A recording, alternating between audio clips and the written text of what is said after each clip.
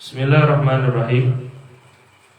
Qala radhiyallahu ta'ala anhu an Anas bin Malik radhiyallahu ta'ala anhu, dari Anas bin Malik radhiyallahu ta'ala anhu berkata, qala lamma wajada Rasulullah sallallahu alaihi wasallam, saat ketika Rasulullah sallallahu alaihi wasallam mendapati min kurabil maut, daripada kesulitan-kesulitan saat meninggal dunia, bahwa wajada sebagaimana yang beliau dapati, qalat Fatimah, maka Sayyidah Fatimah radhiyallahu ta'ala anha berkata, wa karbah, betapa sulitnya engkau wahai ayah. Faqala Nabi sallallahu alaihi wasallam, baginda Nabi sallallahu alaihi wasallam bersabda, la karba ala abiki, tidak ada kesulitan atas ayahmu wahai putriku, ba'dal yaum, setelah hari ini. Innahu qad hadara min abiki, sesungguhnya telah datang daripada ayahmu, maksudnya kepada ayahmu, ma laisa bitarikin minhu ahadan, yang tidak pernah meninggalkan kepadanya, yang tidak pernah meninggalkan kepadanya seorang pun. Maksudnya hadara di sini adalah yang hadir itu adalah malaikat maut. Telah datang kepada ayahmu, ma itu maksudnya kematian. Ma laisa bitarikin, yang tidak pernah membiarkan seorang pun dia tinggalkan. Semua orang akan kena. Innahu qad hadara min abiki, sungguh telah datang kepada ayahmu, ma laisa bitarikin minhu ahada, sesuatu yang tidak pernah meninggalkan seorang pun. Jadi semua orang pasti akan dihadirkan. Setiap orang akan didatangi oleh sesuatu perkara ini, yaitu al-muwafatu, yaitu wafat, kematian. Yaumal qiyamah, pada hari kiamat. Al-muwafat boleh juga diartikan janji yang sudah ditentukan. Al-muwafat adalah datangnya janji Allah Subhanahu wa taala pada hari kiamat, yaitu perjumpaan dengan Allah Subhanahu wa taala. Sungguh telah datang kepada ayahmu sesuatu yang tidak pernah meninggalkan kepada satu orang pun di dunia ini. Semua akan sama, yaitu al-muwafat, wafat, ataupun juga datangnya janji Allah Subhanahu wa taala, wafaul ahad, wafaul wa'd, pada hari kiamat berjumpa dengan Allah Subhanahu wa taala. Artinya kamu tidak perlu sedih, kamu tidak perlu risau. Seperti halnya semua orang akan mati, ayahmu pun juga akan mati. Sebagaimana sekarang kamu sedih ayahmu meninggal, suatu saat kamu juga akan meninggal. Sebagaimana kamu sekarang risau saat ketika ayahmu pulang, besok kamu juga akan pulang. Ini yang terjadi kepada sebahagian ulama. Sayyidina Fudail bin Iyad rahimahullah ta'ala, itu saat ketika datang kepada kumpulan orang-orang yang sedang sedih karena kematian seorang keluarganya, maka Sayyidina Fudail bin Iyad rahimahullah berkata kepada keluarga mayit, kalian ini lebih patut menangisi diri kalian sendiri. Antum ahaqqu antabkuna ala anfusikum, kalian lebih layak untuk menangisi diri kalian sendiri.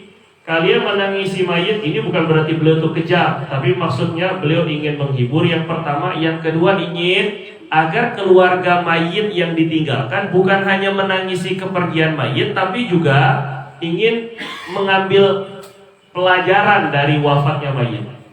Kalian lebih patut untuk menangisi diri kalian. Sebab kalau mayit sudah mengalami 3 hal yang kalian belum pernah alami. Yang pertama, mayit sudah pasti mati dalam keadaan iman dan Islam, kalian belum pasti. Wala tamutunna illa wa antum muslimun. Kalian menangisi diri kalian, menangisi mayit meninggal dalam keadaan Islam, sudah selamat. Walaupun mungkin dosa-dosanya dicuci dulu di neraka, tapi ujungnya ke surga. Sedangkan kita-kita yang masih hidup belum ada jaminan meninggal dunia dalam keadaan iman. Yang kedua, kalian menangisi mayit, dia sudah merasakan rasa sakitnya dicabut nyawa, sedangkan kalian belum pernah dicabut nyawanya.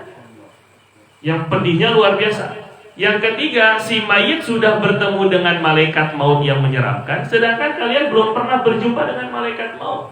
Jadi mayit sudah lebih aman daripada kita-kita yang masih hidup. Ini bukan berarti tidak boleh menangisi orang yang sudah meninggal, tapi maksudnya selain kita menangis, kita juga harus mengambil pelajaran. Kafa bil mauti wa'idha. Itu maksud Rasulullah SAW. Sesungguhnya datang kepada ayahmu ini sesuatu yang datang juga yang tidak pernah meninggalkan seorang pun di muka bumi. Semua orang akan didatangi oleh sesuatu hal ini, yaitu kematian dan perjumpaan dengan Allah pada hari kiamat.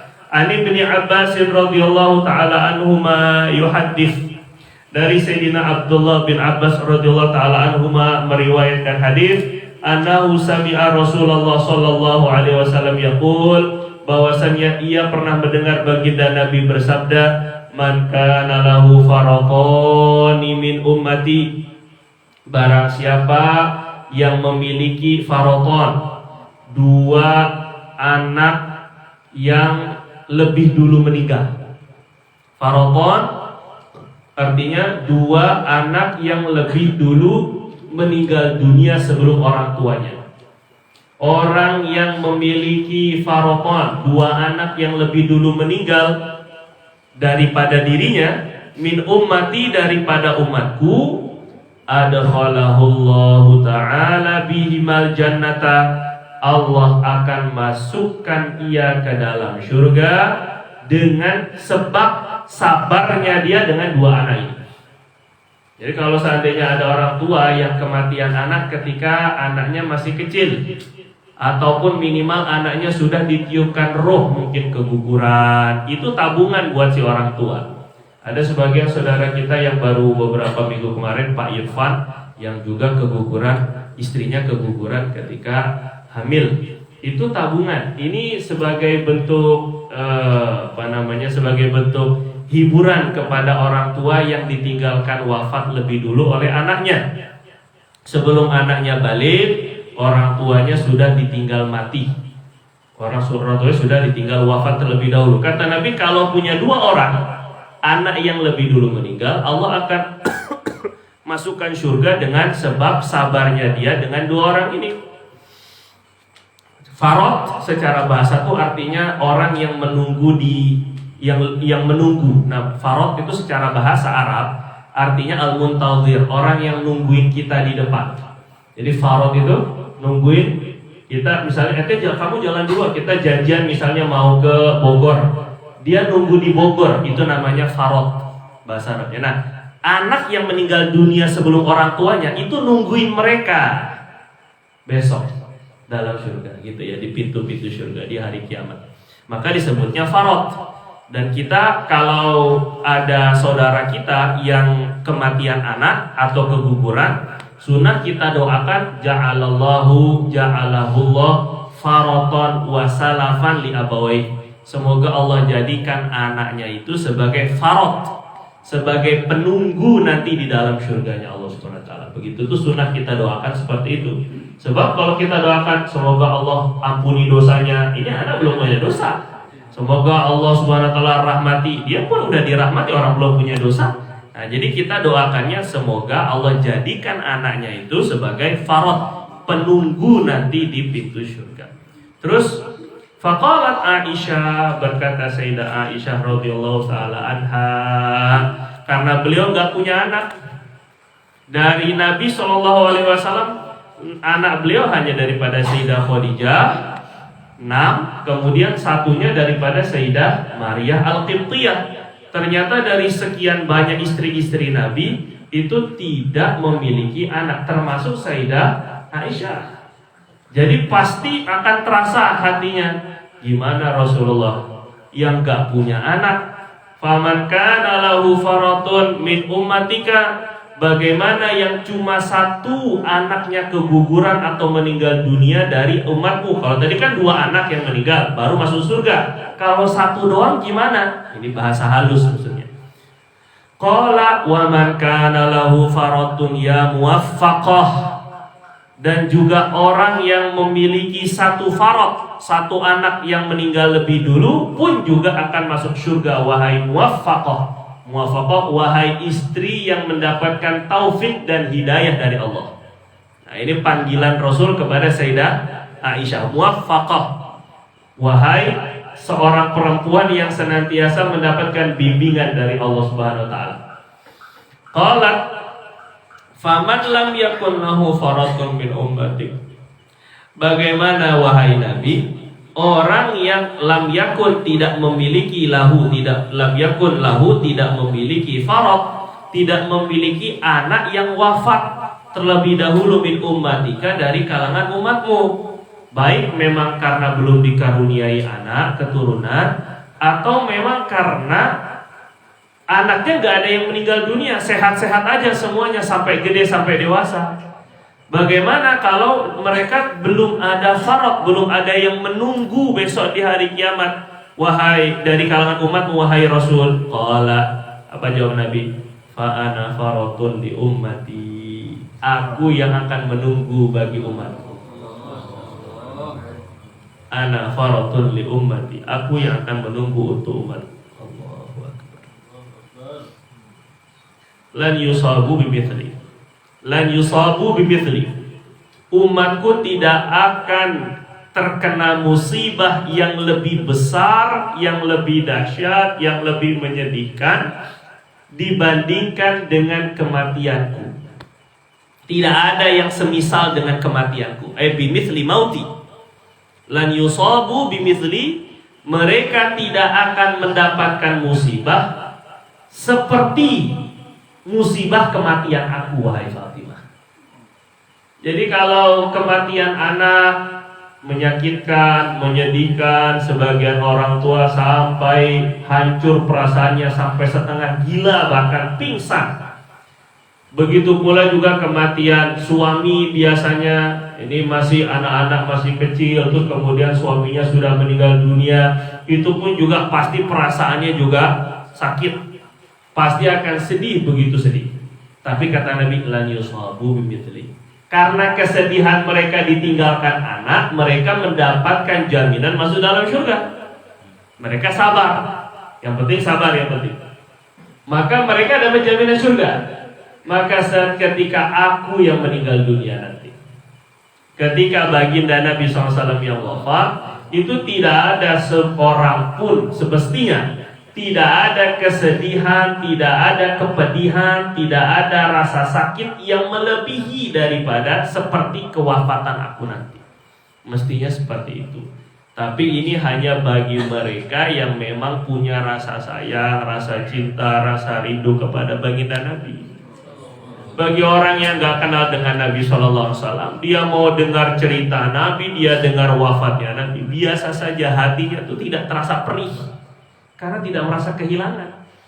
Dia nggak merasa bahwa Nabi SAW sangat berharga bagi dirinya. Sehingga ketika mendengar cerita-cerita Nabi, wafatnya Nabi, saat ketika pulang ke rahmatullah, tidak ada perasaan baginya untuk kehilangan. Nah, ini yang patut untuk kita perdengarkan kepada umat. Babu ma jaa fi mirathi Rasulillah sallallahu alaihi wasallam. Bab mengenai hadis-hadis tentang warisannya Rasulullah. Setelah Rasulullah SAW gak ada, maka ada barang-barang pusakanya Rasulullah SAW. An Amr bin al-Harith radhiyallahu taala anhu, akhi Juwairiyah. Dari Sayyidina Amr bin Harith, saudaranya Juwairiyah bintil Harith. Sayyidatuna Juwairiyah adalah salah satu istri baginda Nabi SAW. Namanya Juwairiyah bintul Harith. Lahu suhbah, saudaranya berarti saudara iparnya Nabi SAW itu memiliki suhbah dengan Nabi, pernah bersahabat dengan Rasulullah SAW. Qala, berkata, ma taraka Rasulullah SAW. Tidaklah Rasulullah SAW meninggalkan, mewarisi, illa kecuali silahahu. Yang pertama, warisannya Nabi itu hartanya adalah senjatanya Nabi. Baik itu pedang, baik itu mungkin dengan panah, ataupun juga dengan tombak. Ini nggak tahu mana satu, atau perisai. Wa baghlatahu, yang kedua baglah. Baglah itu hewan campuran peranakan antara kuda dengan keledai. Itu baglah. Enggak terlalu tinggi seperti kuda, enggak terlalu rendah seperti keledai, namanya baglah. Itu yang kedua. Yang ketiga, wa ardhan. Nabi meninggalkan tanah, memiliki tanah, khususnya tanah beliau yang ada di Khaybar. Tapi ja'alaha shadaqatan. Tetapi Nabi SAW menjadikan tanah atau semua harta tersebut menjadi shadaqah. Tidak ada warisannya. Tidak ada warisannya Nabi SAW. Ini sebagaimana nanti yang diriwayatkan oleh baginda Abu Bakar radhiyallahu taala anhu.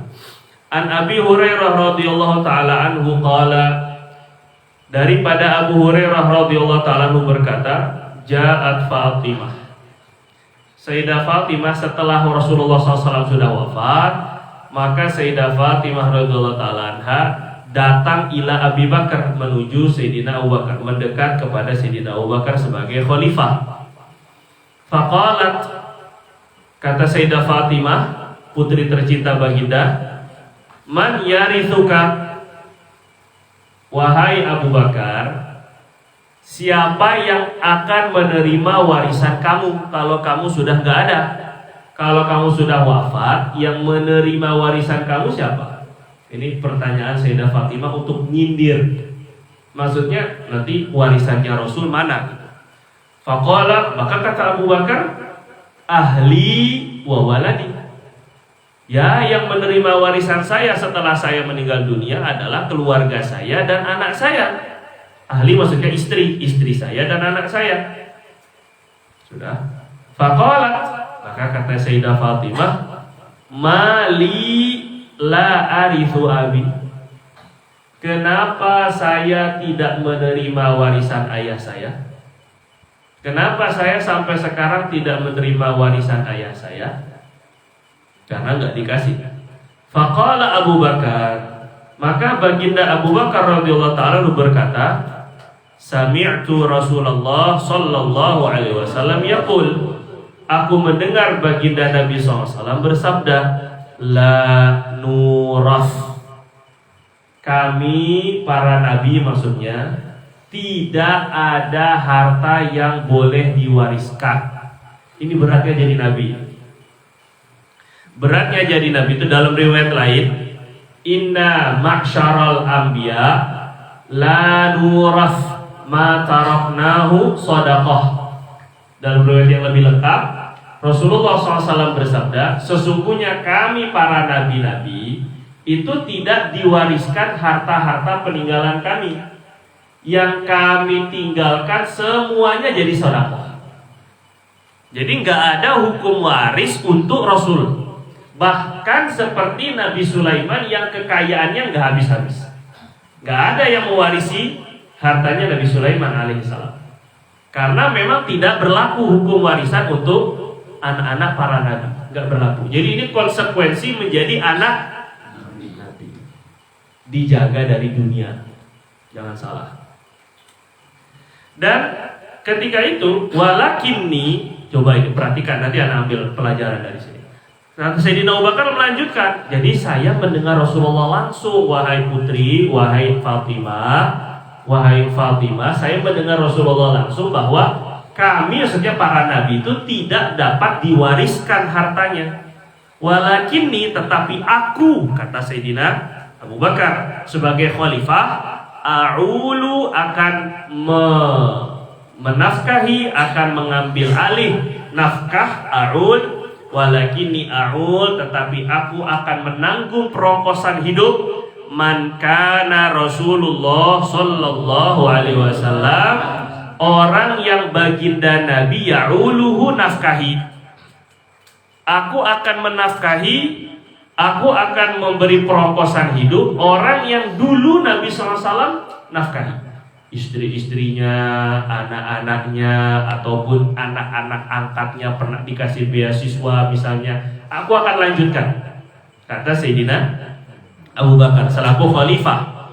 Wa unfiqu, dan aku akan memberi nafkah ala terhadap man kana Rasulullah sallallahu alaihi wasallam, orang yang dulu baginda Nabi yunfiku alaih, nafkahi kepada orang yang Nabi tanggung. A'ulu bisa artikan yang Nabi tanggung, yang Nabi nafkahi, sama saja sebenarnya, ini gak jauh beda maknanya.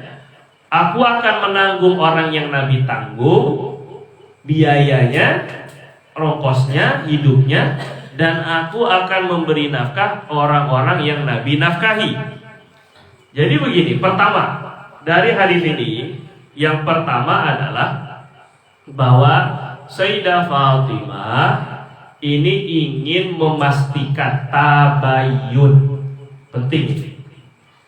Yang mengelola harta Nabi dan peninggalan Nabi setelah Rasulullah SAW wafat itu adalah khalifah. Tapi ditunggu-tunggu beberapa hari, beberapa lama, ternyata kok nggak dikasih-kasih warisannya. Maka sebagai mukmin, sebagai orang yang bertakwa, nggak boleh berprasangka atau ngomongin di belakang. Sayyidah Fatimah bukan pengecut. Dulu saat ketika Rasulullah SAW lagi dilemparin salah jazur, jeroan onta di Mekah, dulu Nabi pernah sholat di dekat Ka'bah. Itu orang-orang Mekah ketika itu ngeliatin, terus kemudian Abu Jahal bilang kepada teman-temannya, kroco-kroconya sama geng-gengnya, tahu kamu siapa yang berani di antara kamu tuh ambil jeroan onta daripada peternakan onta yang kotor, yang jorok, penuh darah, kotoran, tuang tuh di atas Muhammad. Siapa yang berani? Akhirnya bangun Uqbah bin Abi Mu'aid. Oh saya, siapa takut? Diambil, dituang langsung di atas Nabi lagi sujud. Orang-orang pada ngeliatin, orang-orang pada takut mau membela Nabi. Ini orang cuma ibadah, belum berdakwah, nggak berdakwah pun sudah begitu kesalnya mereka. Akhirnya Sayyidah Fatimah dilapor oleh Sayyidina Abdullah bin Mas'ud. Ketika itu Sayyidina Abdullah Mas'ud datang tergopoh-gopoh lari menuju Sayyidah Fatimah, ngasih tahu, Fatimah, Rasulullah SAW dizolimi.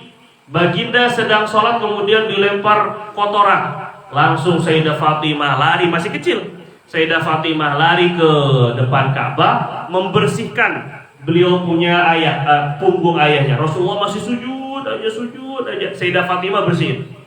Sudah dibersihkan, kata Fatimah, siapa yang berani menuangkan? Oh berani, masih kecil.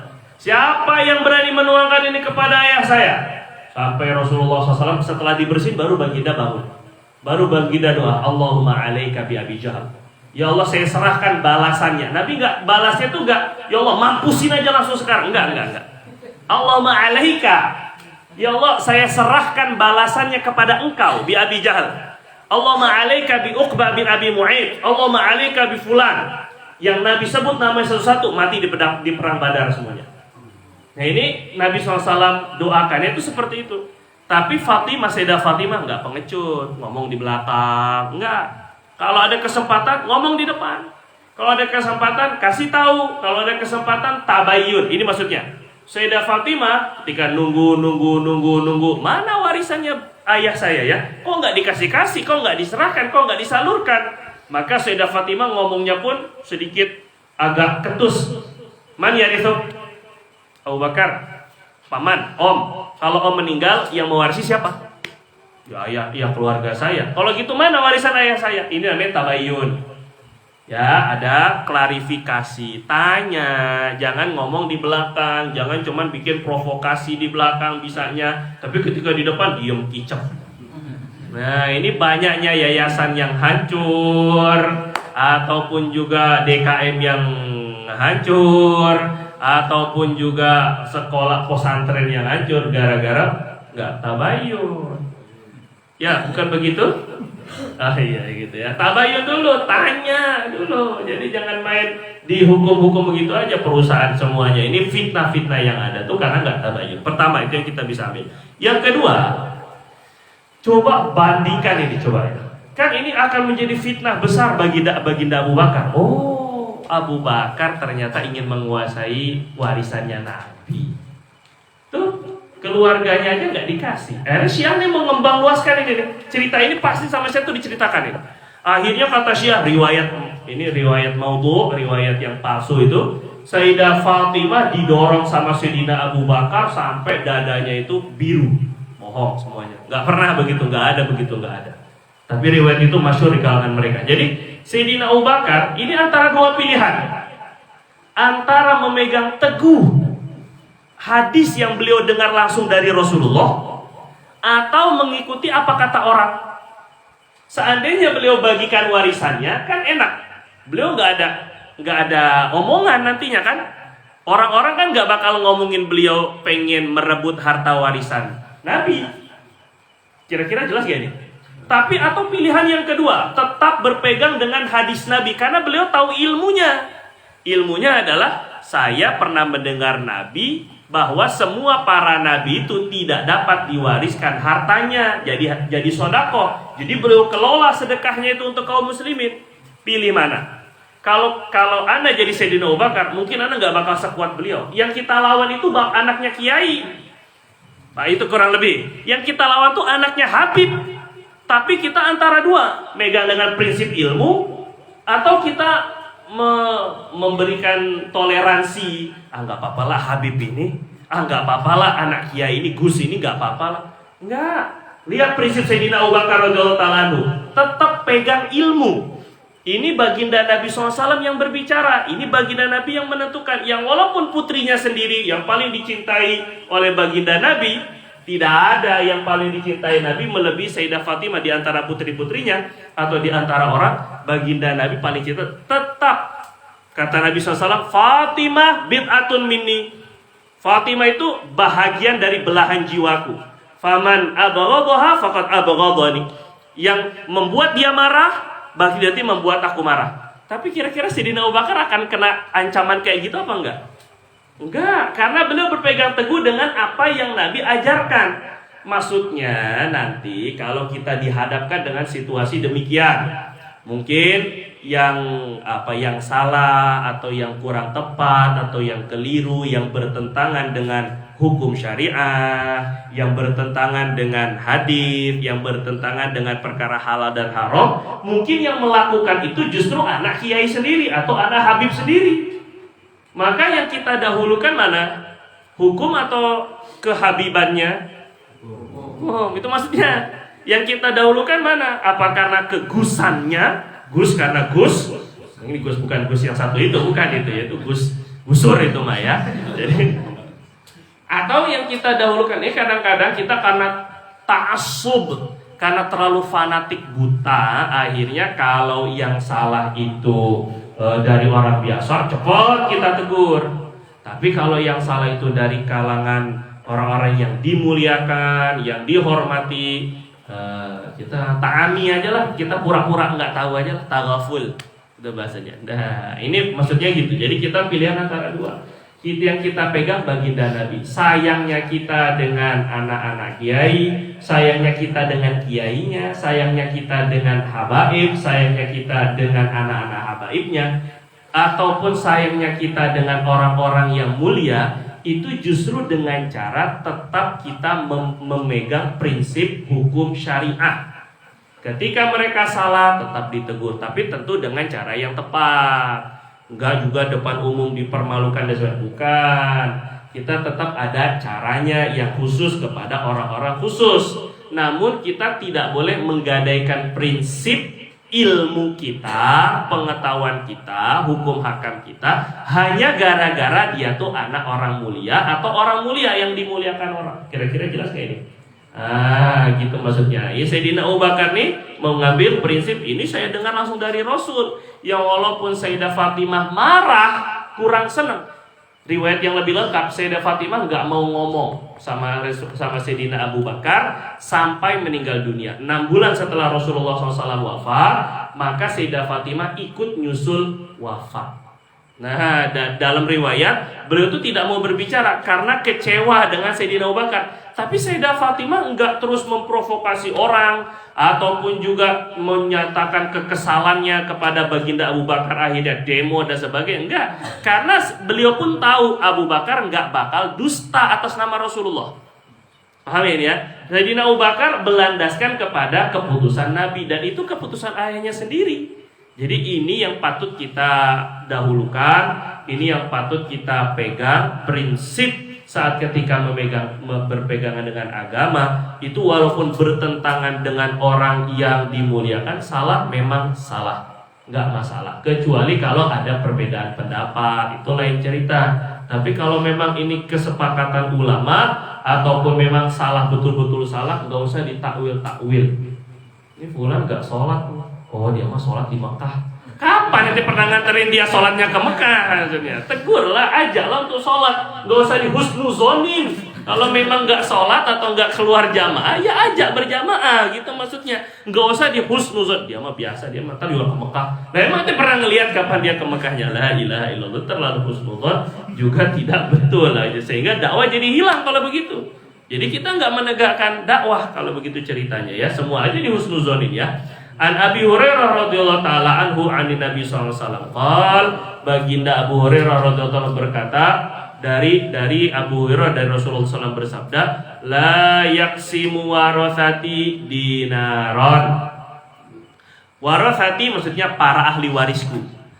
Tidak boleh para ahli warisku membagi-bagikan dinar wala dirhaman. Dinar dan dirham. Ahli warisku nanti, anak-anak, istri-istri, jangan membagi-bagikan dinar dan dirham sesama mereka. Maksudnya kalau kalau baginda Nabi SAW suruh layak sim, bukan artinya membagi-bagikan sebagai sedekah, bukan. Membagikan sesama mereka sebagai warisan, itu nggak boleh. Nabi SAW sudah nyampaikan itu. Ma taraktu, yang aku tinggalkan ba'da nafaqati nisa'i, setelah nafkah istri-istriku, wa mu'nati amili, dan gaji pekerjaku, fahuwa shadaqah. Yang melebihi daripada nafkah istriku, yang melebihi daripada gaji pegawai-pegawai aku, fahuwa shadaqah. Itu adalah sedekah semuanya. Jadi keperluan saya hanya mau ngasih buat istri, buat kewajiban saya membayar orang-orang yang yang bekerja. Tapi putri-putrinya kok nggak disebut? Nisa'i itu bisa dimaknai istri, bisa dimaknai putri. Yang kedua, putrinya sudah nikah semuanya. Maknanya menjadi tanggungan suaminya masing-masing. Jadi wajar kalau beliau hanya sebut nisa'i, istri-istri saya. Jadi yang lebih daripada itu semuanya sedekah. Tapi kita perlu lihat sikap Sayyidina Abu Bakar.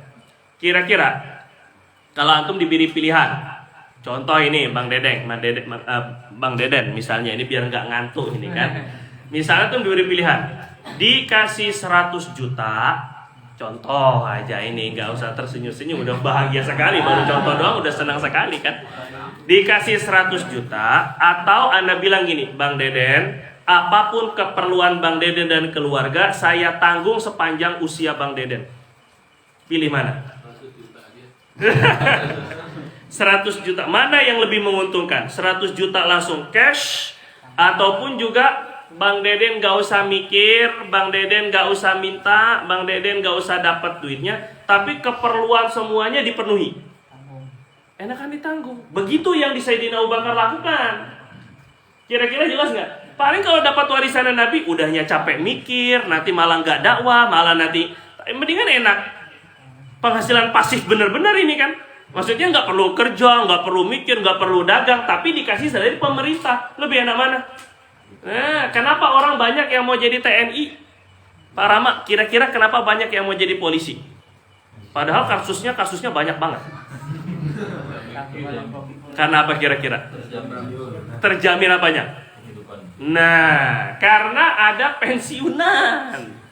Itu maksudnya ngantri betul yang mau jadi TNI. Padahal Anda lihat, ya Allah, disiksa betul lah jadi TNI itu. Jadi disiksa, suruh push up, suruh perang, suruh apa. Tapi kenapa nggak memilih yang lebih enak? Ya karena mereka yakin kalau jadi TNI nanti hidup saya dijamin oleh negara. Nanti sampai saya mati pun anak istri saya pun dapat pensiunan. Itu yang dicari sebenarnya, sampai nyogok-nyogok bahkan. Bener nggak Bang? Nah itu kan, ada ente lagi yang kena, karena ngeliat muka ente, ngeliat masalah mulu jadinya ya. Jadinya saat ketika Sayyidina Abu Bakar mengambil alih, itu justru lebih bijak. Dah Sayyidah Fatimah, engkau udah zikir aja, nggak usah mikirin dunia. dikasih langsung dari pemerintah, itu lebih afdol.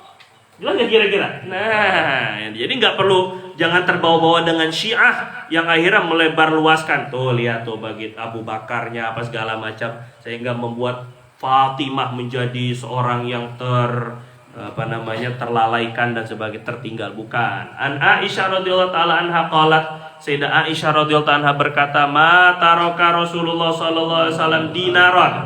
Baginda Nabi tidak meninggalkan emas, wala dirhaman, tidak meninggalkan perak, wala syatan, tidak meninggalkan kambing, wala ba'iran, tidak meninggalkan onta. Qala Zirru, itu bukan Zirri, salah. Qala Zirru ibnu Hubeish Ar-Rawi, berkata Zir bin Hubeish, seorang perawi hadis ini, wa asyukku fil abdi wal amah, saya ragu-ragu pada masalah hamba sahaya laki-laki dan hamba sahaya perempuan. Apakah Nabi meninggalkan hamba sahaya laki-laki dan perempuan atau tidak, itu saya ragu. Yang jelas intinya Nabi tidak meninggalkan harta berupa uang, tidak meninggalkan harta berupa tunggangan, tidak meninggalkan harta dalam bentuk harta benda. Yang Nabi tinggalkan apa? Ilmu. Nah ini penting ini. Orang pada sibuk mencari athar, atau ketika ada athar baginda Nabi, museum yang akan dibangun, nggak tahu katanya, semoga memang betul, athar peninggalan baginda Nabi, apakah itu pedang, atau itu rambutnya Nabi, atau celak matanya Nabi, atau gamisnya Nabi, atau imamahnya Nabi, atau apa saja peninggalan kebendaan Rasulullah SAW. Yang seperti itu orang sangat mengagungkan. Tapi majelis-majelis ilmu gimana? Ya, saat ketika ngelihat yang wah, padahal ya wallahu a'lam, peninggalan Rasulullah SAW kebanyakannya, sekali lagi kebanyakannya memang musnah, karena disimpan pribadi oleh para sahabat dan turun temurun. Nah ini mungkin yang dipajang-pajang di museum Tokapila atau di mana-mana, itu harus ada sanadnya. Ini diambil dari mana? Dari mana? Kan bisa saja kan? Antum misalnya aja, Anda punya kain yang udah lama, berpuluh-puluh tahun, mungkin dari kakek Anda mungkin nggak pernah dipakai, lapuk. Anda bilang ini adalah kainnya Rasulullah SAW. Kan bisa, nipu tuh kan nggak perlu sekolah. Jadi tinggal bilang aja, ini Pak, ini Bapak jangan bilang-bilang ini.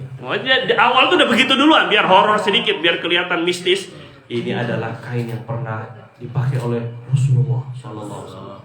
Kan bisa saja begitu. Atau cincin, kita bikin sebagaimana di riwayat ada tulisan Muhammad Rasul Allah. Kita buat juga kayak gitu, cuman agak-agak kelihatan lapuk atau kuno gitu. Kita bilang, ini tau nggak, ini cincin yang Sayyidina Utsman kehilangan ini.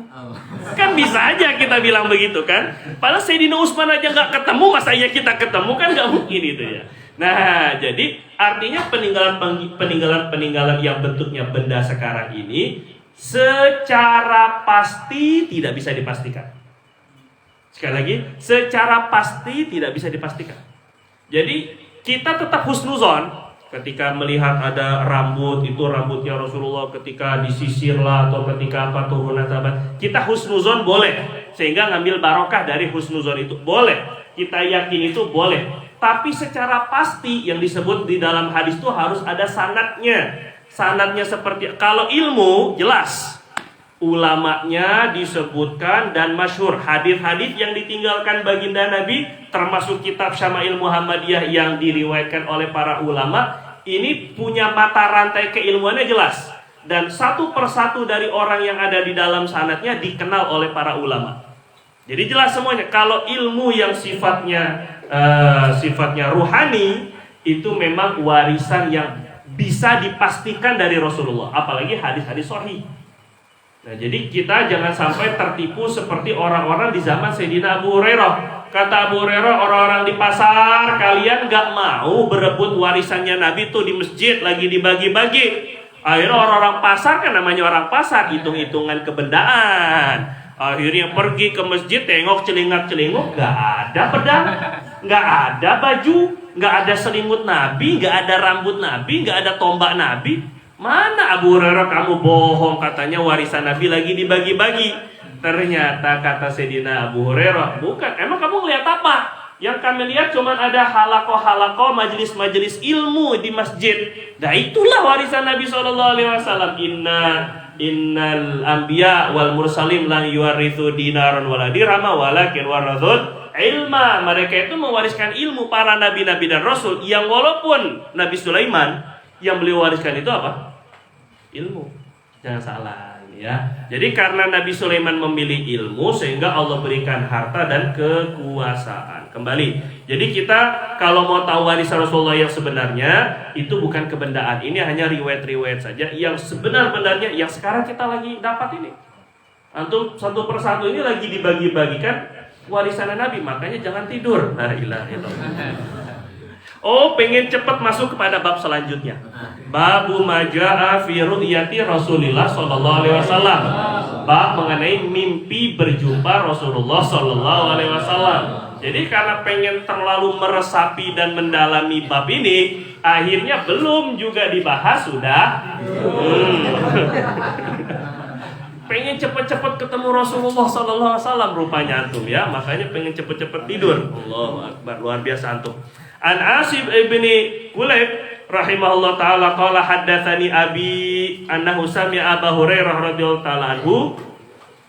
Kulayb mendengar daripada Sayyidina Abu Hurairah radhiyallahu anhu yaqul, berkata, qala Rasulullah sallallahu alaihi wasallam, Rasulullah sallallahu alaihi wasallam bersabda, man ra'ani fil manam, orang yang melihat aku, menatap aku di dalam tidur, faqad ra'ani, maka sungguh dia benar-benar melihat aku.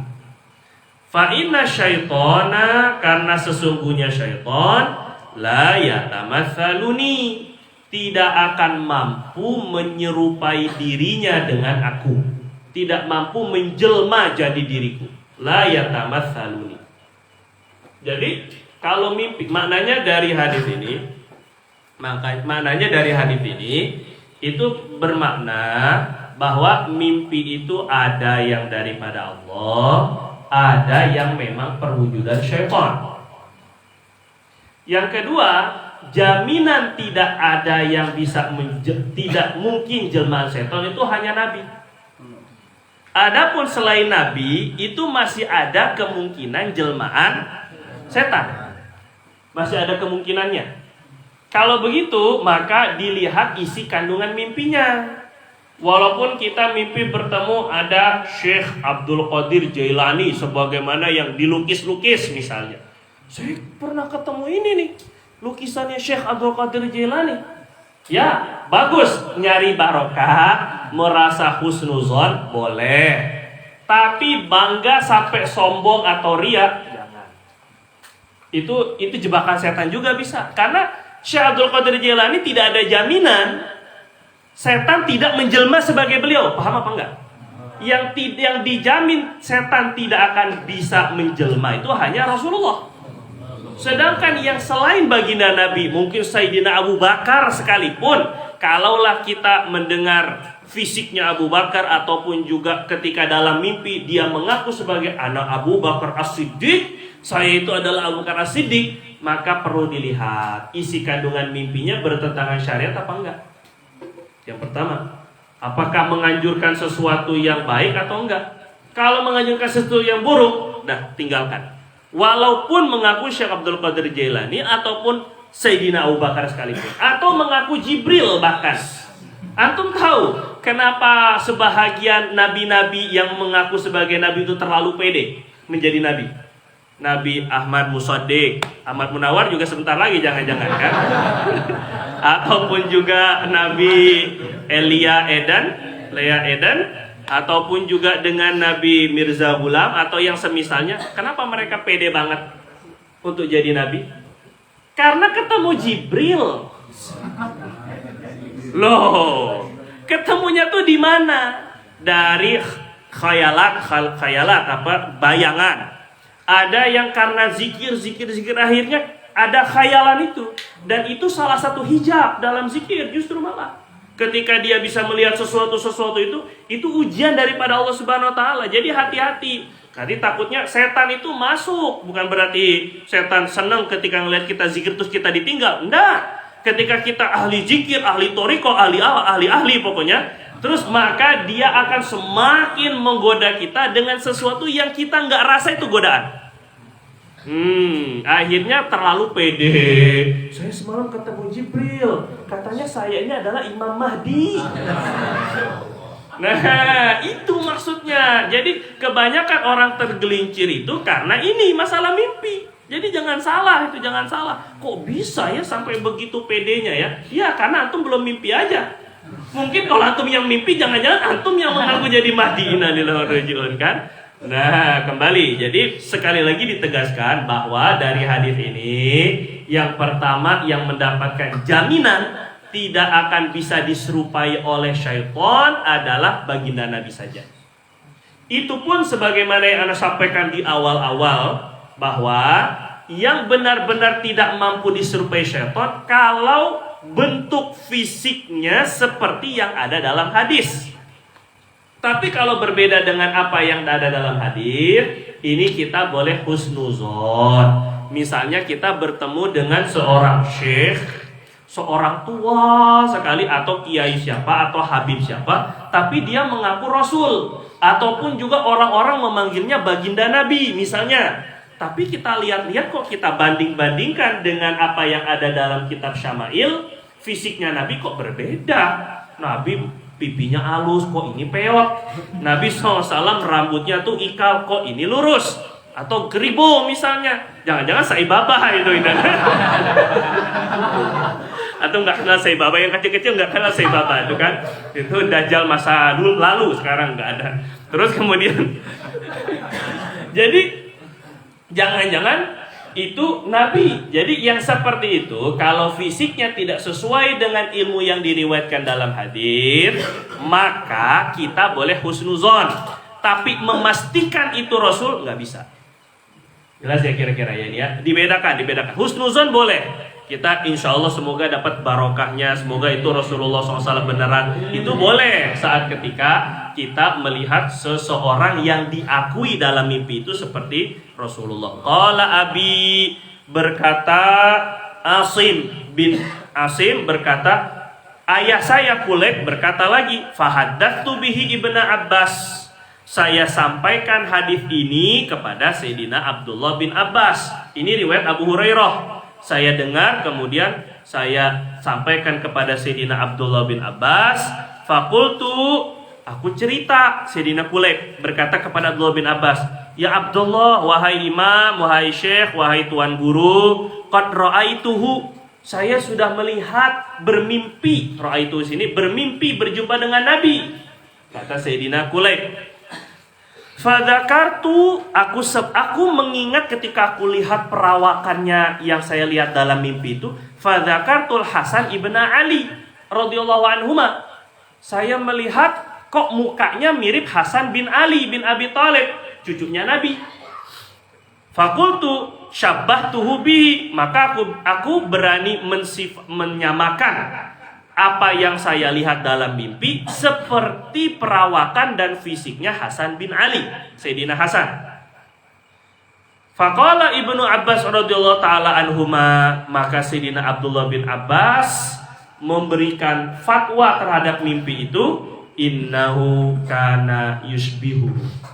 Oh iya, sesungguhnya memang Sayyidina Hasan sangat menyerupai perawakan dan fisik Rasulullah sallallahu alaihi wasallam. Jadi dalam sebuah riwayat dikatakan Sayyidina Hasan itu miripnya Rasulullah dari pusar ke atas, wajahnya, tangannya, dadanya. Sayyidina Husain itu mirip dengan Rasulullah dari pusar ke bawah. Itu sebagian kata ulama. Jadi kakinya, pahanya, lututnya itu mirip dengan baginda Nabi SAW. Jadi wajar kalau keturunan Sayyidina Hasan itu biasanya putih-putih, itu wajar sekali. Dan Sayyidina Hasan itu anaknya buahnya ada 200-an. Jadi keturunan Sayyidina Hasan jauh lebih banyak daripada keturunan Sayyidina Husain. Itu jadi maknanya mimpinya yang dilihat dalam mimpi, orang yang ada dalam mimpi dibandingkan dengan Sayyidina Hasan, bagaimana? Benar gak mimpi itu mimpi Nabi? Kata Sayyidina Abdullah bin Abbas, iya sih memang Sayyidina Hasan itu mirip perawakannya dengan baginda Nabi SAW. Begitu ya.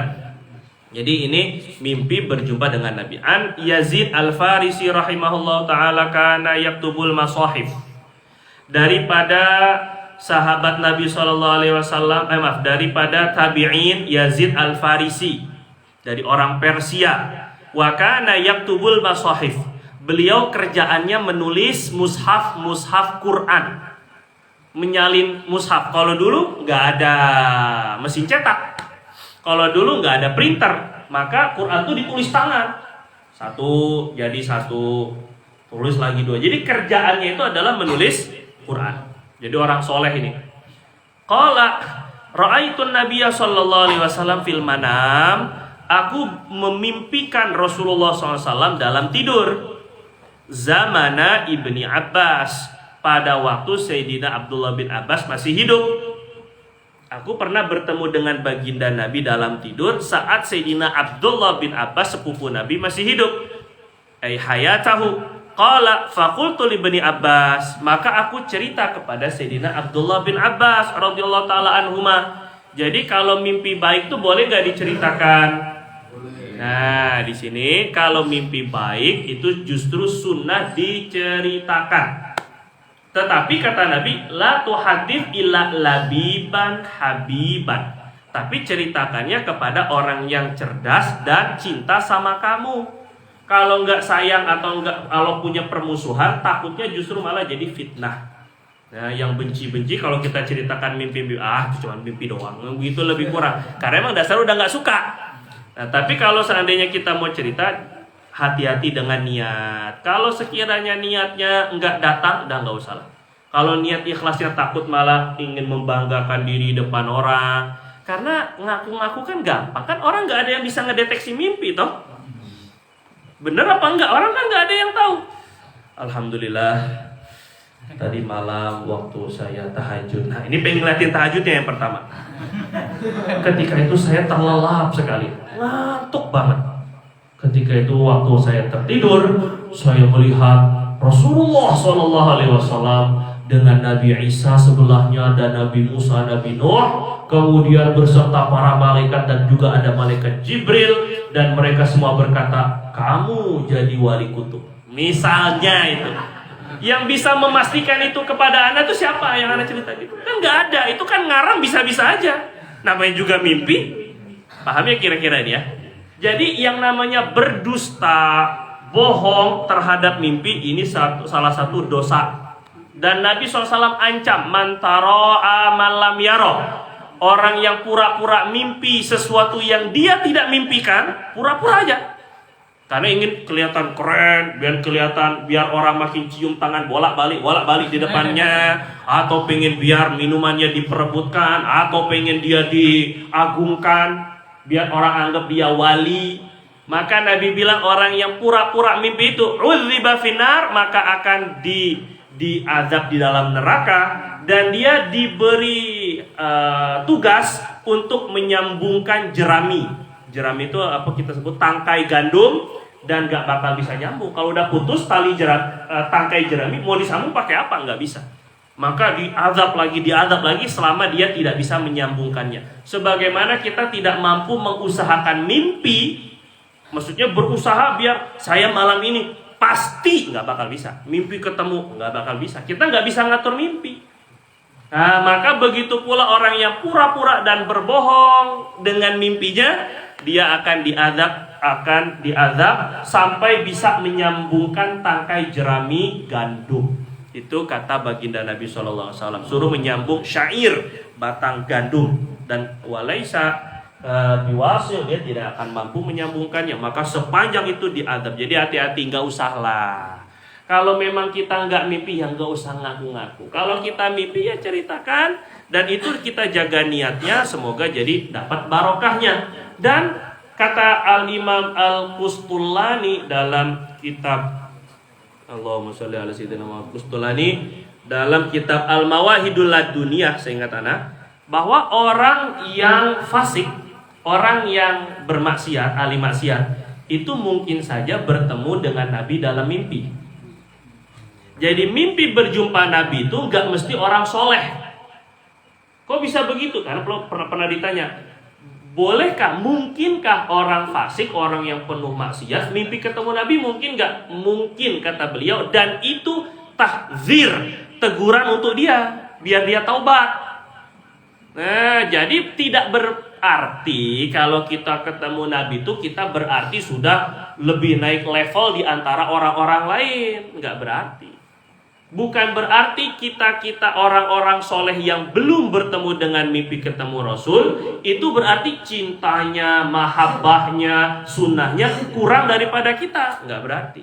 Jadi jangan sampai kita kalaulah Allah SWT anugerahkan dengan mimpi merasa lebih baik daripada orang yang nggak pernah mimpi. Dan juga saat ketika kita bermimpi jangan terlalu pede kalau kita sudah naik makom dan kedudukan sehingga kita merasa aman daripada makrullah, aman daripada azab Allah SWT. Enggak. Kita tetap justru dengan mimpi itu tanda syukur kita kalau kita Allah anugerahkan mimpi berjumpa Nabi, maka kita syukuri justru dengan takwa di pada pagi harinya, dengan amal, dengan membela Rasulullah dalam dakwahnya. Itu yang semestinya. Terus faqultu li Ibni Abbas, aku ceritakanlah kepada Abdullah bin Abbas, kata Yazid Al-Farisi, ini ra'aitu Rasulullah SAW fi naum. Aku bertemu Rasulullah SAW dalam tidur. Aku bermimpi baginda Nabi dalam tidur. Faqala Ibnu Abbas, maka berkata Sayyidina Abdullah bin Abbas, inna Rasulullah SAW kana yaqul, sesungguhnya baginda Nabi SAW pernah bersabda, inna syaitan, sesungguhnya setan, la yastati'u an yatashabbaha bi, tidak akan mampu menyerupakan dirinya dengan aku. Faman ra'ani fin naum, orang yang bermimpi berjumpa aku di dalam tidurnya, semoga Allah anugerahkan kita akramanallahu wa iyyakum bi ru'yatih, faqad ra'ani, maka dia sungguh-sungguh benar melihat aku. Dalam riwayat lain, man ra'ani fil manam fasayarani fil yaqadhah, siapa yang bertemu aku di dalam tidur akan berjumpa dengan aku dalam keadaan tidak tidur. Jadi ulama berbeda pendapat. Sebahagian berkata maksud bertemu Nabi SAW dalam keadaan tidak tidur itu di hari kiamat. Pasti akan berjumpa dengan Nabi di hari kiamat. Tapi pendapat ini dibantah oleh kebanyakan ulama. Kalau berjumpanya di hari kiamat, itu yang mimpi nggak mimpi semua akan ketemu Nabi. Itu nggak ada keistimewaannya. Pendapat yang kedua, fasayarani fil yaqadhah, akan melihat aku ketika tidak tidur, ketika terbangun, itu maksudnya akan melihatku saat sakaratul maut. Jadi sesaat sebelum meninggal dunia pasti akan bertemu langsung dengan Nabi.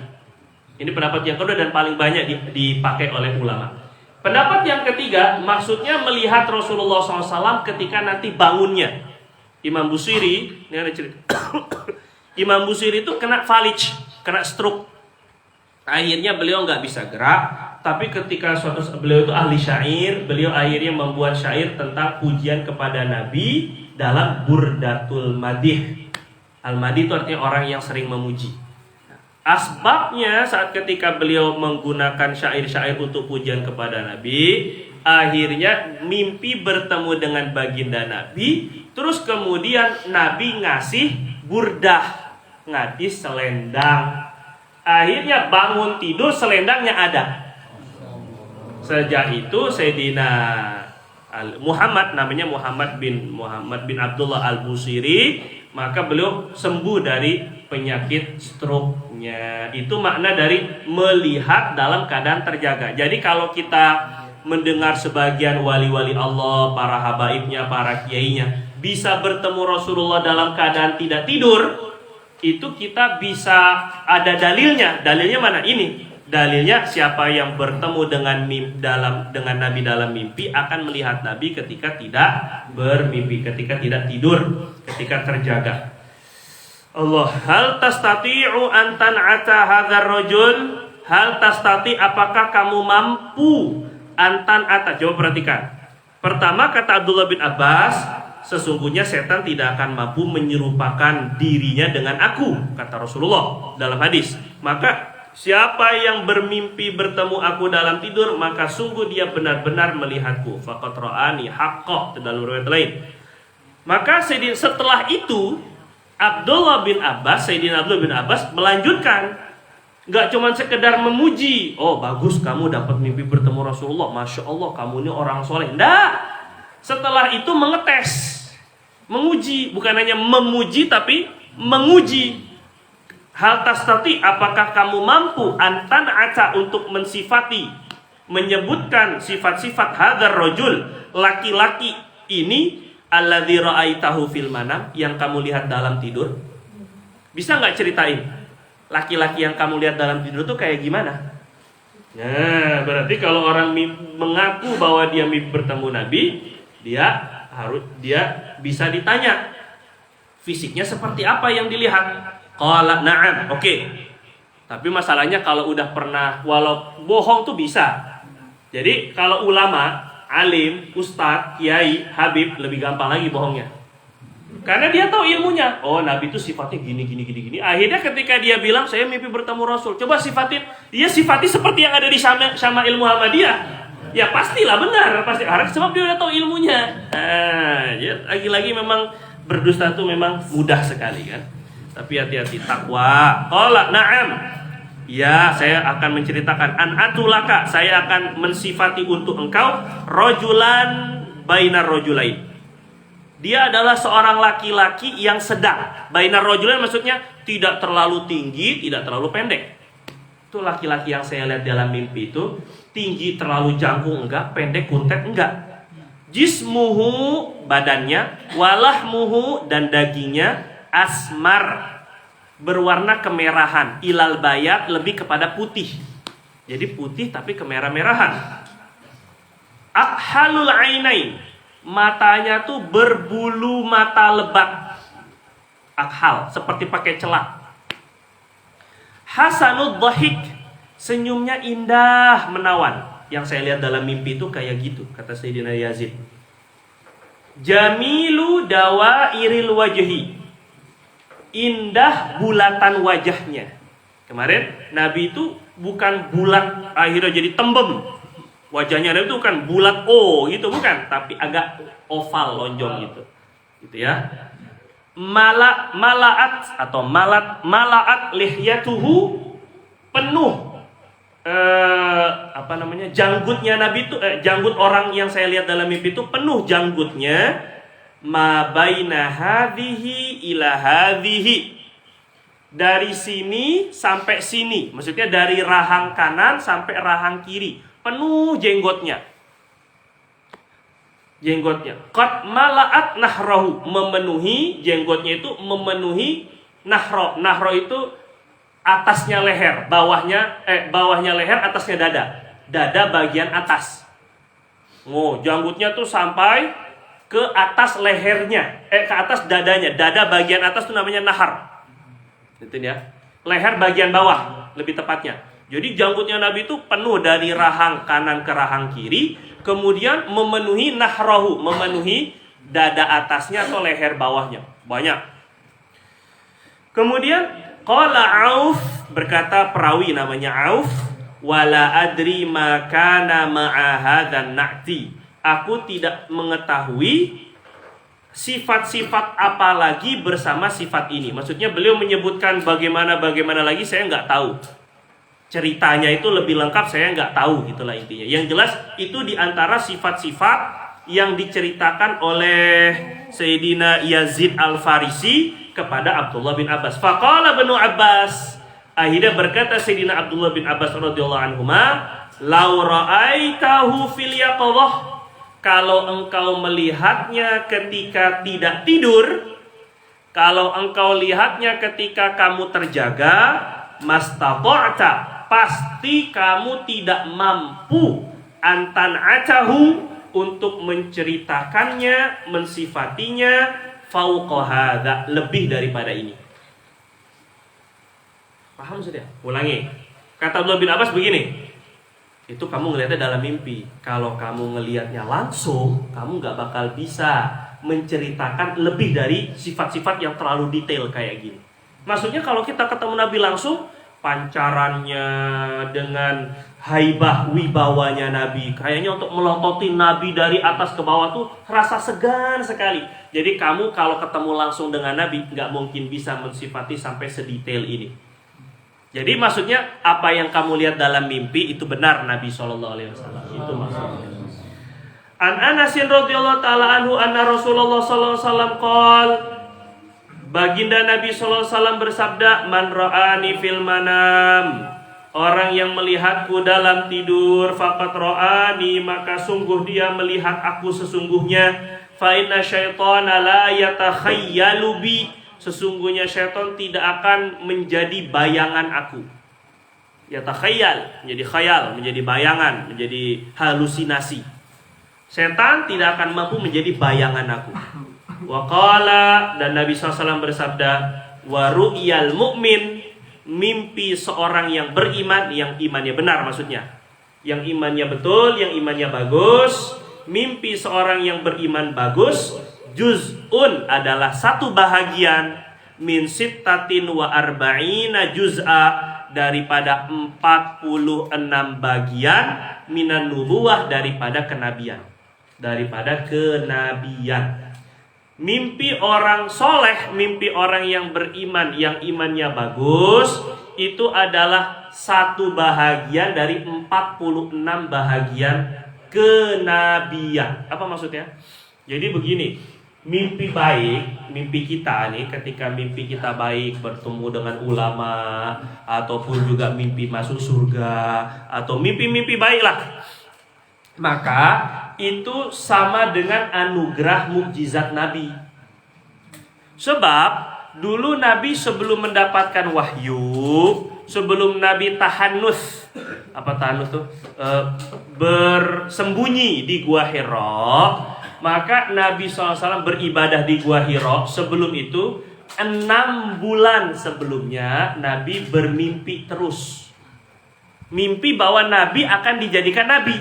Paham gak? 6 bulan.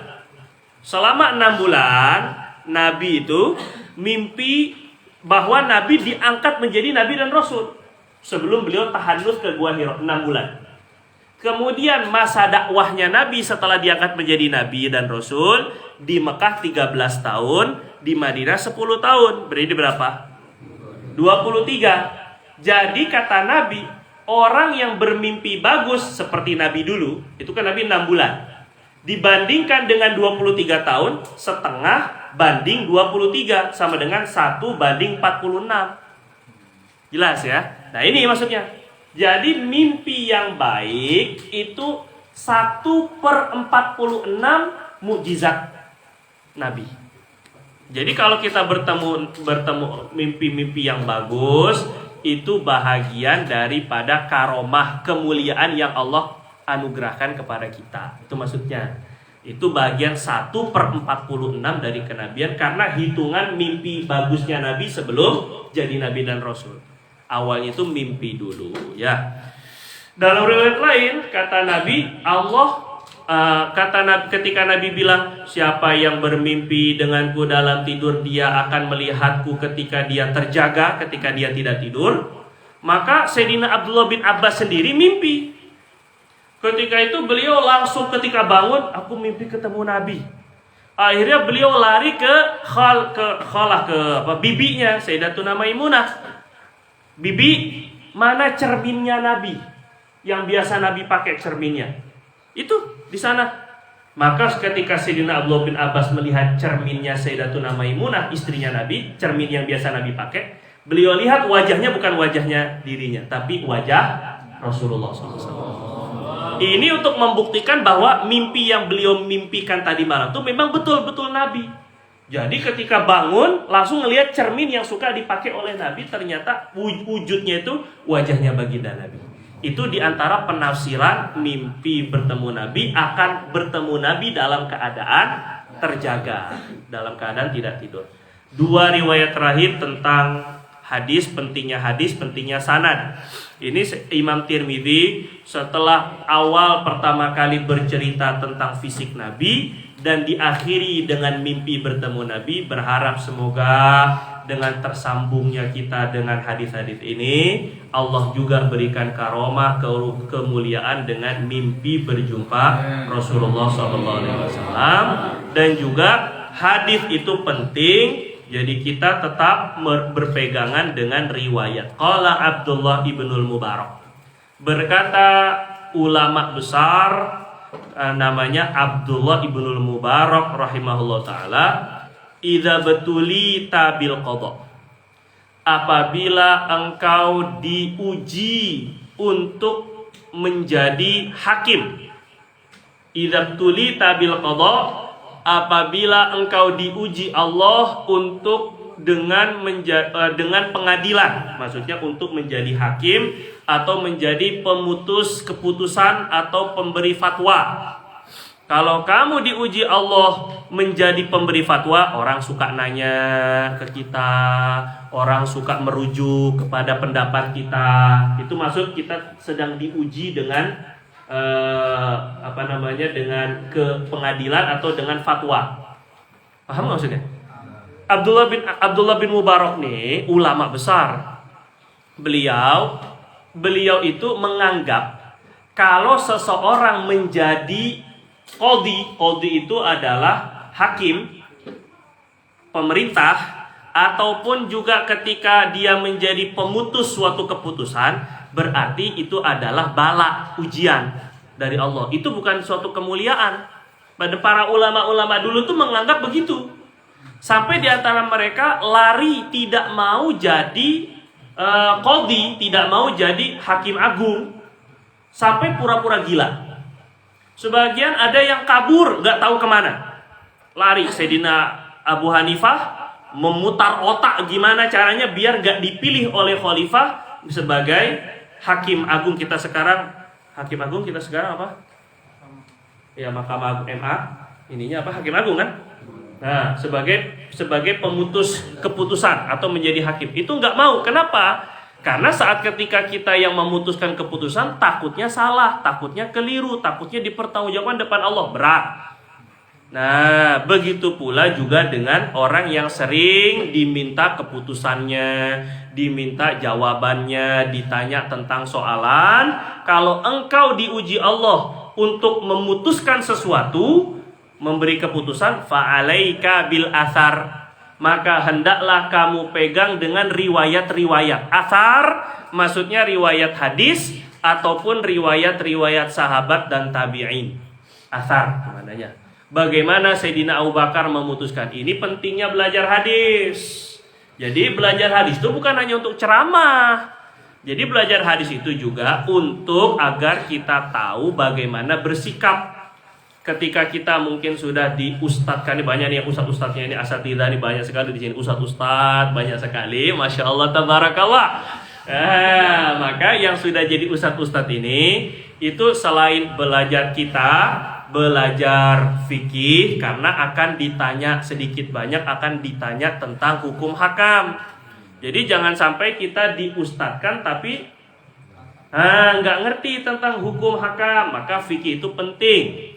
Dan fikih itu adalah intisari dari athar, intisari dari hadis. Gak usah capek-capek memastikan hadisnya sahih kah, dhaif kah. Dalam fikih itu udah jadi intisarinya, kita tinggal pakai doang, kita tinggal kuasai. Nah, tapi juga bagus selain fikih pun juga belajar hadis. Ini maksudnya alaika bil athar, agar kita memiliki malakah, memiliki kemampuan dalam berargumentasi. Kan kadang-kadang orang cuma nerima hukumnya apa Ustaz? Hukumnya haram. Dalilnya apa? Biasanya kan orang sekarang begitu. Dalilnya apa? Atau landasannya lah minimal apa? Jadi nggak cukup orang sekarang dibilang hukumnya halal, hukumnya haram. Menurut saya itu lebih parah kalau misalnya begitu. Menurut saya itu lebih parah. Jadi karena untuk saya itu siapa ini sayanya ini kan? Imam Syafi'i bukan, Imam Ahmad bin Hambal bukan. Tiba-tiba menurut saya fakultu. Oh, Imam Nawawi banget itu fakultu itu ya. Nah, jadi fa'alaika bil athar, kita belajar dari fatwa-fatwa ulama terdahulu itu lebih ringan. An Ibni Sirin rahimahullah taala, ini juga tabi'in, dari Muhammad bin Sirin, seorang tabi'in, Imam Muhammad bin Sirin rahimahullah taala, ahli takwil mimpi. Beliau punya kitab Tafsirul Ahlam, tafsir mimpi 2 jilid. Ini ditulis di penjara. Di penjara nulis tafsir mimpi. Jadi beliau kalau mimpi ketemu ini maka akan begini, mimpi ketemu ini maka takwilnya akan begini. Itu Imam Ibnu Sirin rahimahullah taala qala berkata, hadzal hadis dinun. Ilmu hadis ini adalah sumber agama. Ilmu hadis ini sumbernya agama. Fanzuru, maka perhatikanlah oleh kalian, amman ta'khuduna dinakum, dari siapa kalian mengambil agama kalian. Dari siapa kalian mengambil hadis, itu maksudnya. Jadi ini zaman dahulu orang bisa saja mengatasnamakan Nabi, tiba-tiba qala Rasulullah, padahal hadisnya palsu. Nah, jadi mungkin ada keinginan bagus, niatnya sih biar orang rame terawihnya, akhirnya bikin hadis. Barang siapa yang terawih pada malam pertama, dia akan mendapatkan kebebasan daripada 7 pintu neraka. Barang siapa yang terawih pada hari kedua, dia akan dibangunkan surga, yang surganya itu ada 70, setiap 70 ada 70 pintu, setiap 70 itu ada 70 bidadari. Bisa bikin hadis gitu gampang. Nah yang kayak gitu walaupun niatnya bagus nggak betul, nggak boleh. Maka kata Imam Muhammad bin Sirin, hati-hati dalam mengambil ilmu. Lihat gurunya. Fanzuru amman ta'khuduna dinakum, karena ilmu itu agama. Agama kita tergantung dari mana kita mengambilnya. Pastikan, saya banyak memperhatikan kalau santri-santri ataupun juga murid yang gurunya ini kurang peduli kepada sholat, santrinya nggak peduli sama sholat. Pasti.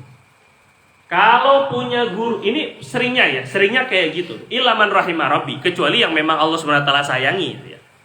Kalau seandainya punya guru yang nggak peduli sama sholat jamaah, pasti nggak terlalu sholat jamaah. Sholat jamaah tuh nggak terlalu terhiraukan. Tapi sebaliknya, kalau punya guru yang sangat menekankan sholat jamaah, sedikit banyak termotivasi terus untuk berjamaah. Benar ya? Syekh Nurin begitu. Kalau seandainya kita punya guru nggak peduli dengan sunnah-sunnah, sekedar sunnah, diamalkan ya dapat pahala, nggak diamalkan ya nggak berdosa juga, pasti nggak peduli sama sunnah. Tapi kalau kita punya gurunya pada sangat peduli dengan sunnah-sunnah Nabi, sedikit banyak kita akan dapat rembesan, kalau bahasa rembesan ini. Kita akan sedikit banyak ruhani, semangat untuk mengamalkan sunnah-sunnah Nabi. Maka tergantung gurunya. Gurunya wahaboy. Kan tahu nggak wahaboy ini kan, nggak ngerti wahaboy ya kan, ini kan. Pasti. Jadi makanya hati-hati. Ya kalau udah punya, kadang-kadang udah punya basic sekalipun, gurunya wahaboy jadi wahaboy. Oh, gurunya Syiah jadi Syiah. Makanya hati-hati di dalam ilmu memang bisa saja diambil dari mana-mana. Kita kan juga boleh ngambil daripada orang-orang barat. Boleh. Sekedar pengetahuan gak masalah. Tapi berguru itu akan menentukan kemana arah hidup dan cara hidup kita. Sangat sekali. Yuda'un nasu bi imamihim itu. Yada'una gue lupa itu. Mereka akan dipanggil sesuai dengan imam-imamnya. Jadi kita ingin menjaga betul bagaimana agar diri kita selamat. Ini bukan berarti antum harus berguru dan fanatik dengan anak. Hati-hati, jangan salah. Ngaji terus walaupun aneh udah nggak ada. Antum ini, kalau seandainya anak pergi udah nggak ada, ketemu guru yang lain, terus kemudian nggak ngaji. Ngajinya bukan karena Allah itu namanya. Innalillahi wa inna ilaihi raji'un. Ini taubatan nasuha itu, hati-hati, perlu diperbaiki lagi itu niatnya. Nggak, kita nggak mau mengajarkan siapapun untuk belajar itu ta'assub ataupun fanatik harus berguru dengan habaib aja. Pokoknya kalau bukan Habib kita nggak mengambil ilmunya. Nggak. Berapa banyak Habib yang Syiah juga? Jadi nggak mesti juga. Atau harus dengan kiai aja. Kalau nggak kiai saya berarti salah. Nggak juga, bukan begitu. Tapi tetap dalam mengambil ilmu agama, karena kita penting untuk menularkan kebaikan-kebaikan, kita juga dalam mana yang diambil itu patut untuk kita pilih begitu ya. Sanadi lil mu'alif ini ilal mu'alif, sanad saya ana pribadi kepada mu'alif al-Imam Tirmidzi. Talaqaitu, saya bertalaki. Bertalaki itu mengambil pelajaran, bertemu langsung. Dengan bertemu langsung itu namanya talaki.